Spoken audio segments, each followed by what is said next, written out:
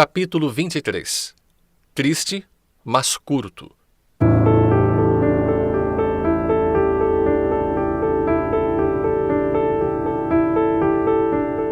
Vim. Não nego que, ao avistar a cidade natal, tive uma sensação nova. Não era efeito da minha pátria política, era o do lugar da infância, a rua, a torre, o chafariz da esquina, a mulher de mantilha, o preto do ganho, as coisas e cenas da meninice buriladas na memória. Nada menos que uma renascença. O espírito, como um pássaro, não se lhe deu da corrente dos anos, arrepiou o vôo na direção da fonte original e foi beber da água fresca e pura, ainda não mesclada do enxurro da vida. Reparando bem, há aí um lugar comum. Outro lugar comum, tristemente comum, foi a consternação da família. Meu pai abraçou-me com lágrimas. "Tua mãe não pode viver", disse-me. Com efeito, não era já o reumatismo que a matava. Era um cancro no estômago. A infeliz padecia de um modo cru, porque o cancro é indiferente às virtudes do sujeito. Quando rói, rói. Roer é o seu ofício. Minha irmã Sabina, já então casada com o Cotrim, andava a cair de fadiga. Pobre moça, dormia 3 horas por noite, nada mais. O próprio tio João estava abatido e triste. Dona Eusébia e algumas outras senhoras lá estavam também, não menos tristes e não menos dedicadas. "Meu filho!" A dor suspendeu por um pouco as tenazes. Um sorriso alumiou o rosto da enferma, sobre o qual a morte batia a asa eterna. Era menos um rosto do que uma caveira. A beleza passara como um dia brilhante. Restavam os ossos que não emagrecem nunca. Mal poderia conhecê-la. Havia 8 ou 9 anos que não nos víamos. Ajoelhado ao pé da cama, com as mãos dela entre as minhas, fiquei mudo e quieto, sem ousar falar, porque cada palavra seria um soluço, e nós temíamos avisá-la do fim. Vão temor. Ela sabia que estava prestes a acabar. Disse-mo. Verificamo-lo na seguinte manhã. Longa foi a agonia, longa e cruel, de uma crueldade minuciosa, fria, repisada, que me encheu de dor e estupefação. Era a primeira vez que eu via morrer alguém. Conhecia a morte de outiva, quando muito tinha-a visto já petrificada no rosto de algum cadáver que acompanhei ao cemitério, ou trazia-lhe a ideia embrulhada nas amplificações de retórica dos professores de coisas antigas, a morte aleivosa de César, a austera de Sócrates, a orgulhosa de Catão. Mas esse duelo do ser e do não ser, a morte em ação, dolorida, contraída, convulsa, sem aparelho político ou filosófico, a morte de uma pessoa amada, essa foi a primeira vez que a pude encarar. Não chorei. Lembra-me que não chorei durante o espetáculo.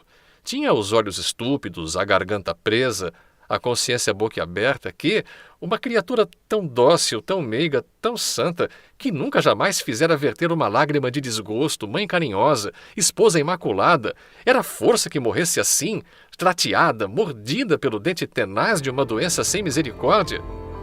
Confesso que tudo aquilo me pareceu obscuro, incongruente, insano. Triste capítulo. Passemos a outro mais alegre. Capítulo 24. Curto, mas alegre.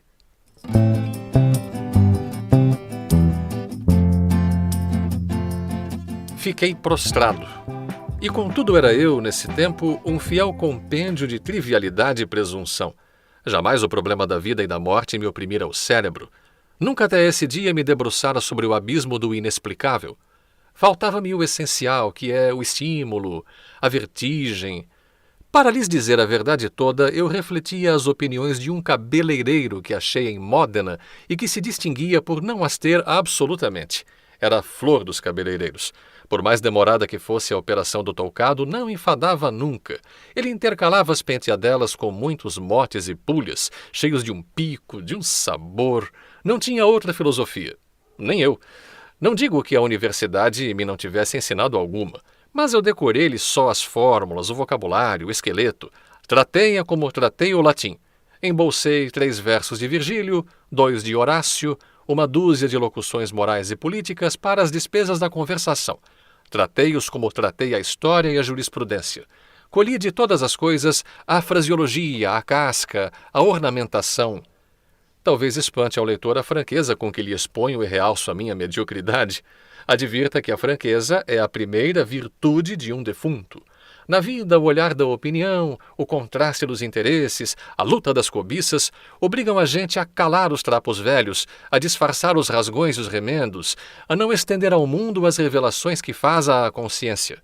E o melhor da obrigação é quando, à força de embaçar os outros, embaça-se um homem a si mesmo, porque em tal caso poupa-se o vexame, que é uma sensação penosa, e a hipocrisia, que é um vício hediondo.